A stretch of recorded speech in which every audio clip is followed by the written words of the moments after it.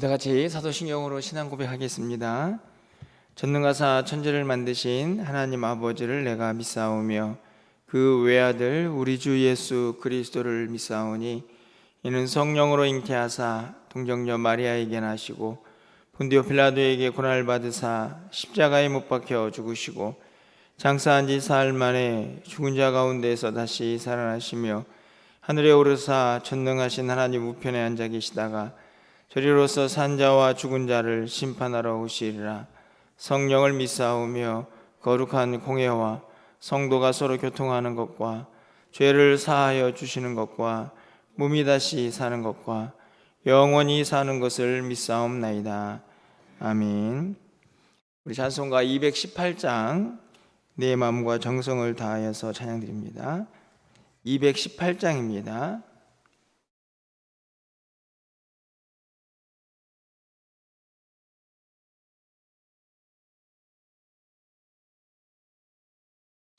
내 마음과 정성을 다하여서 주 너의 하나님을 사랑하라.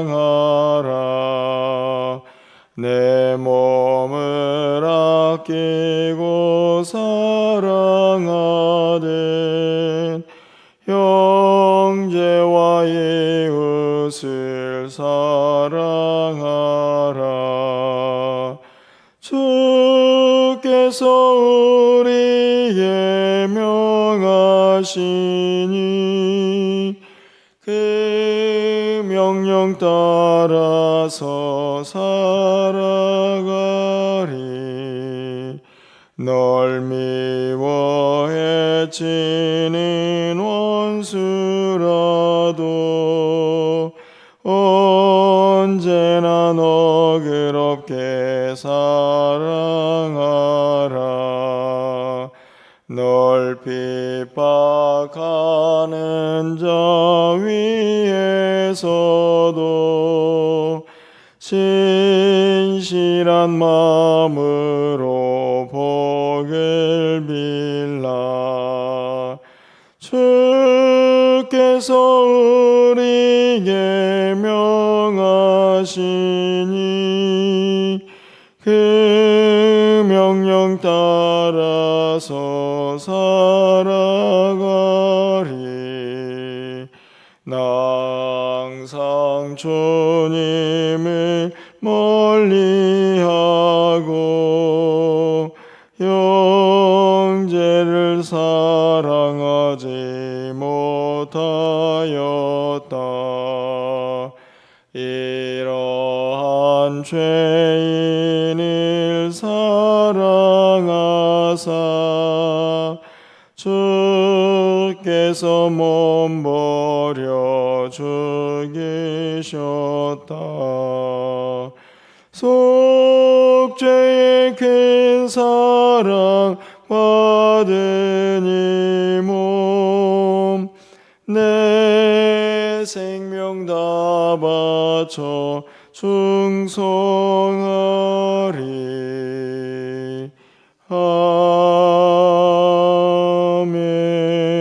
아멘. 하나님 말씀은 로마서 13장 8절에서 14절까지 말씀을 교독하겠습니다.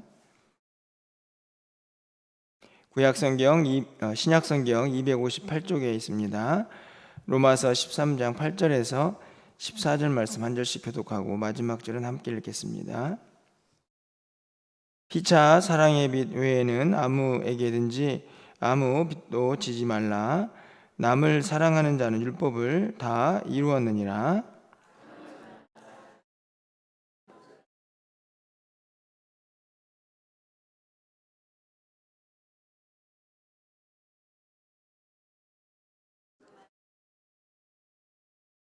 사랑은 이웃에게 악을 행하지 아니하나니 그러므로 사랑은 율법의 완성이니라.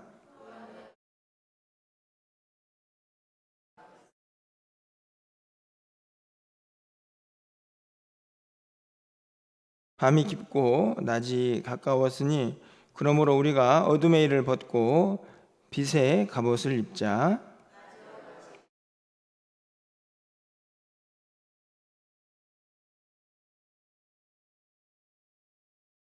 14절입니다. 오직 주 예수 그리스도로 옷 입고 정욕을 위하여 육신의 일을 도모하지 말라. 아멘.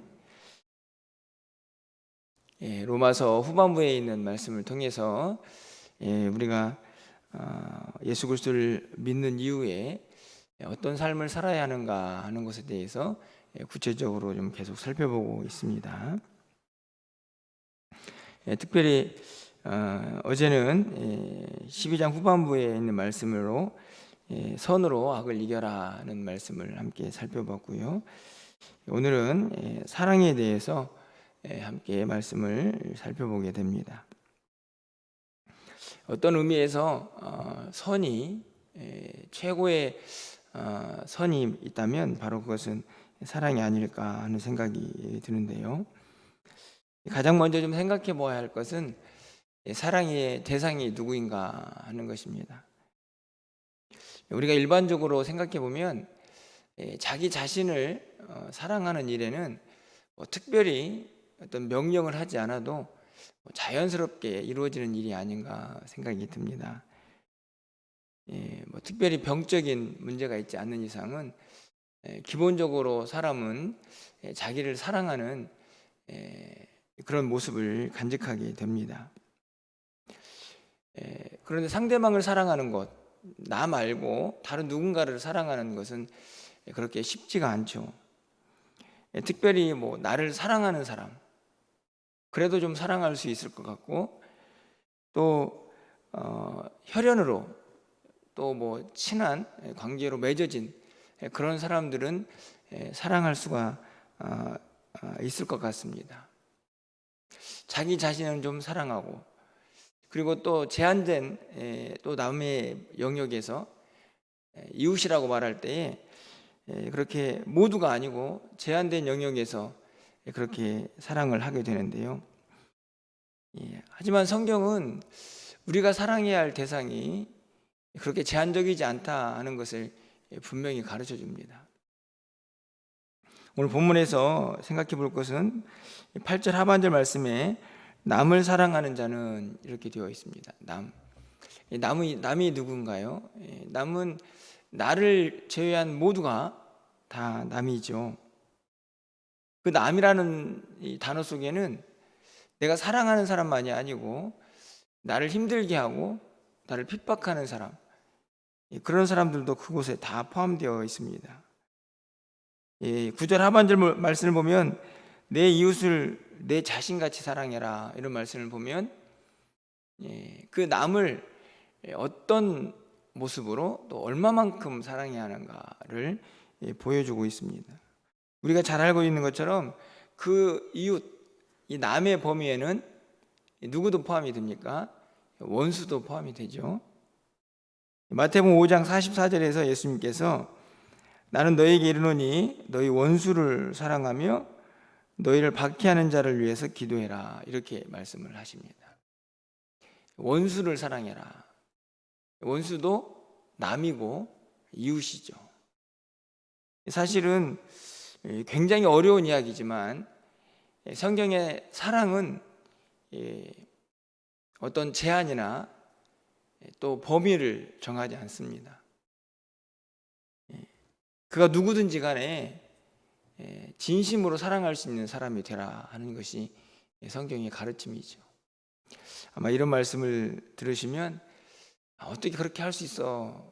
이런 질문이 먼저 생겨나는 우리의 모습들을 보게 되지만 사실은 우리의 모습 생각과는 상관없이 성경의 가르침은 매우 분명합니다. 나를 힘들게 하는 사람들까지도 사랑할 수 있어야 한다. 어제 살펴본 말씀이지만 할 수 있으면 모든 사람과 더불어 화목하라 하는 말씀도 마찬가지라고 생각이 듭니다. 그 범위가 제한적이지 않다. 사실은 이 사실을, 이 진리를 분명히 머릿속에 기억하는 것이 이 사랑이라는 단어와 함께 너무 중요하다 하는 것을 깨닫게 됩니다. 그러면서 한 가지 예를 들면서 이 사랑이 얼마나 중요하냐 하는 것을 설명합니다. 8절 하반절 말씀을 보면 남을 사랑하는 자는 율법을 다 이루는 것이다. 놀라운 말씀이죠. 구약에 보면 얼마나 많은 율법들이 있습니까? 그 율법을 다 이룬 것이다. 10절 하반절 말씀을 보면 그러므로 사랑은 율법의 완성이다. 율법을 다 아우르는 그 무엇이 있다면 사랑이다. 이렇게 표현을 하는 것이죠. 그러면서 구체적으로 9절에 그 예가 등장을 합니다. 간음하지 말라, 살인하지 말라, 도둑질하지 말라, 탐내지 말라. 여러분, 이웃을 사랑하는데 어떻게 다른 사람의 생명을 빼앗을 수가 있겠습니까? 간음도 마찬가지죠. 다른 사람을 사랑하는데 어떻게 내 욕심을 채우고 그것으로 해서 더 나아가서는 가정을 파탄시킬 수도 있는데 어떻게 그것을 빼앗을 수가 있겠습니까? 도둑질도 마찬가지고 탐내는 것도 마찬가지입니다. 결국에 오늘 이 9절에서는 10계명 중에 후반부에 있는 내용들을 기록하고 있지만 그 내용들을 다 정리해 보면 결국은 이웃을 내 자신같이 내 몸같이 사랑하라는 말씀으로 다 정리가 된다. 이렇게 해석을 할 수가 있는 것이죠. 다시 말하면 이웃을 사랑하는 것, 이것이 얼마나 큰 계명인가 하는 것을 분명히 가르쳐주고 있는 말씀이라고 생각이 듭니다. 사실은 이 이웃을 사랑한다는 이 말씀 속에서 저는 조금 더 나아가면 결국 전도도 이 말씀 속에 포함이 되어 있다고 생각이 듭니다. 전도가 왜 필요한가요? 명령이니까, 주님이 가르쳐 주신 명령이니까 라고 생각할 수도 있지만 그 영혼을 사랑하면 복음을 전해야겠죠. 왜 그렇습니까? 예수를 알지 못하면 그 영혼이 영원한 형벌에 처하게 될 것이기 때문에 그 영혼을 정말 사랑한다면 복음을 전하지 않을 수가 없는 것입니다. 이웃사랑의 저는 절정은 결국은 복음이다.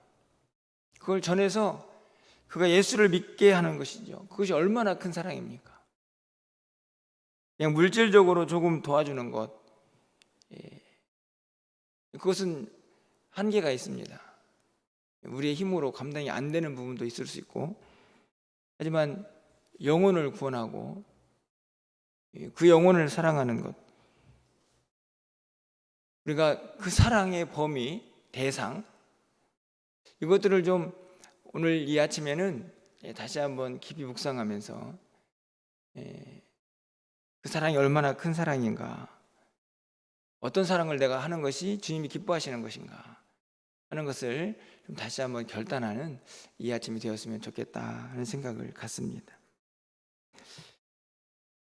어제도 제가 도서관이 이제 개관이 되어서 이런저런 사람들이 이렇게 이제 교회로 우리가 찾아가지 않아도 교회로 오는 그런 놀라움을 경험하고 있는데요. 그런데 사실은 거기에도 저는 사랑이 필요하다 하는 생각을 해봤습니다. 그분들이 오면 사실은 우리가 해야 할 일이 너무 많아지죠. 1층도 계속 관리를 해야 되고 물도 더 많이 쓸 것이고 화장실도 관리해야 되고 전기도 더 많이 쓸 것이고 사실은 우리가 베풀고 나눠야 할 것들이 훨씬 더 많아집니다. 관심도 더 많이 가져야 되고 어떻게 보면은 피곤하고 힘든 일일 수도 있겠습니다. 하지만 우리가 그 일을 시작한 이유는 뭡니까? 그들을 사랑하기 때문이죠. 그들이 조금 더 필요를 좀 채워주고 궁극적으로는 그들이 이 교회 안에서 예수 그리스도의 향기, 주님의 마음을 담아갔으면 좋겠다 하는 것이 우리의 바람 아닙니까? 어떤 의미에서는 또 다른 모습의 사랑인데 그러기 위해서는 상당히 많은 희생도 또 감수해야 한다 하는 생각들을 가져보는 시간을 좀 가졌는데요. 어렵습니다. 오늘 제가 말씀드린 것처럼 그 사랑의 범위와 또 그 사랑의 크기를 생각해 보면 과연 그런 사랑을 할 수 있을까? 나는 그렇게 희생할 수 있을까? 이런 생각이 들지만 저는 그 해답은 결국 오늘 11절 이하에 나와 있다 이런 생각이 듭니다. 11절 이하에는 오늘 우리가 읽은 본문과는 좀 상관이 없는 내용처럼 보여지는 그런 부분이 있습니다. 시기를 알거니와 자다가 깰 때가 되었다. 이 말은 이제 구원의 때가 가까웠다, 마지막 때가 가까웠다 하는 말씀인데, 그때를 살아가는 사람들의 모습이 어떻습니까? 옷을 입어야 한다 이렇게 되어 있죠. 옷을 입어야 한다. 12절 하반절 말씀을 보면 그러므로 우리가 어둠의 일을 벗고 빛의 갑옷을 입자. 옷을 입어야 합니다. 빛의 갑옷을 입습니다. 14절 상반절 말씀을 보면 또 옷을 입어야 합니다. 오직 주 예수 그리스도로 옷 입어야 한다. 다른 것처럼 보이지만 저는 같다고 봅니다. 빛이 누구십니까? 예수님이시죠. 빛의 갑옷, 결국은 내가 입을 수 있는 옷은 아니고 예수 그리스도를 믿음으로 입을 수 있는 옷이라고 생각이 듭니다. 결국 예수를 옷 입는 것과 다르지 않죠. 왜 이 말씀이 위에 있는 이웃사랑을 가능하게 하느냐? 여러분, 옷은 어떤 기능을 합니까? 옷. 여러분들도 오늘 지금 다 옷을 입고 있죠. 옷은 여러 가지 기능을 하는데 가장 중요한 것 중에 하나는 내가 누군지, 그렇죠. 그리고 어떤 사람인지, 어떻게 살아야 할지를 보여주는 것이 저는 옷이라고 생각이 듭니다. 예를 들면 군인이 군복을 입으면 그 입는 순간부터 스스로가 깨닫게 되죠. 내가 누군가. 내가 누군가를 깨달으면 어떻게 살아야 할까를 고민하게 됩니다. 군인이 자기가 하고 싶은 대로 살아가는 사람은 없습니다. 예수를 옷으로 입었습니다. 그럼 내가 누군지, 어떻게 살아야 할지를 항상 생각하게 되는데, 옷의 기능 중에 하나는요, 항상 내 몸에 가장 밀접하게 붙어 있다.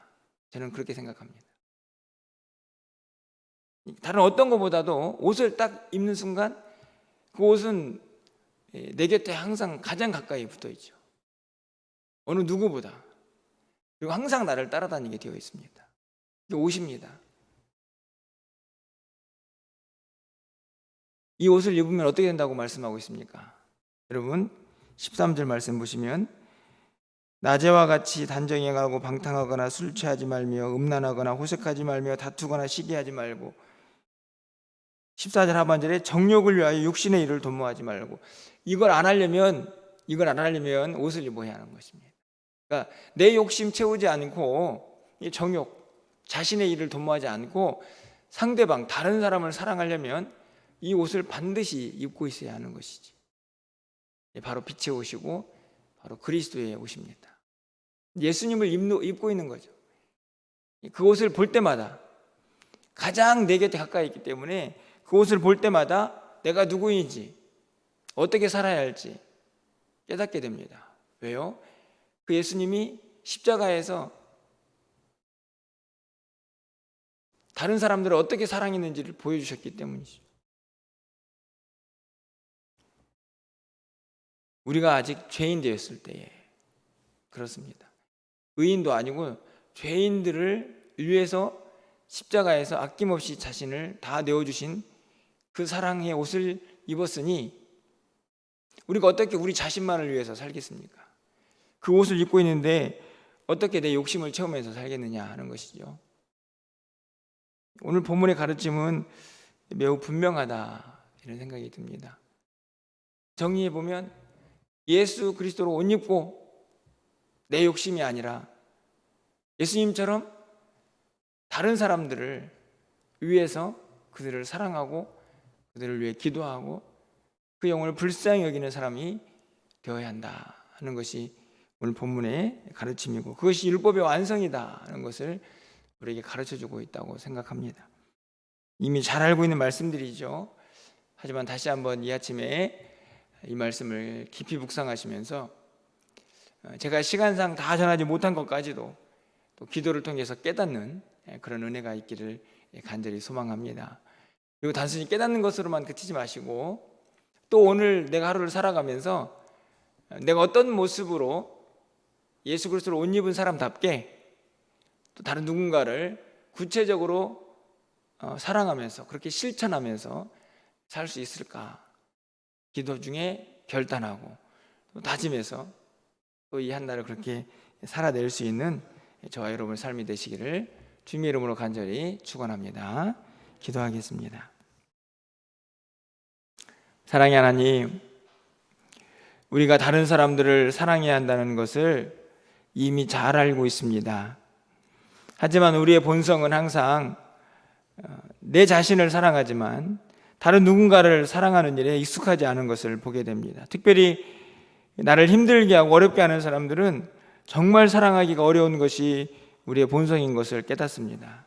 하지만 다시 한번 오늘 말씀을 통하여 결단하고 주님이 원하시는 깊은 사랑의 의미를 다시 한번 깨닫는 이 아침이 되게 하여 주시옵소서.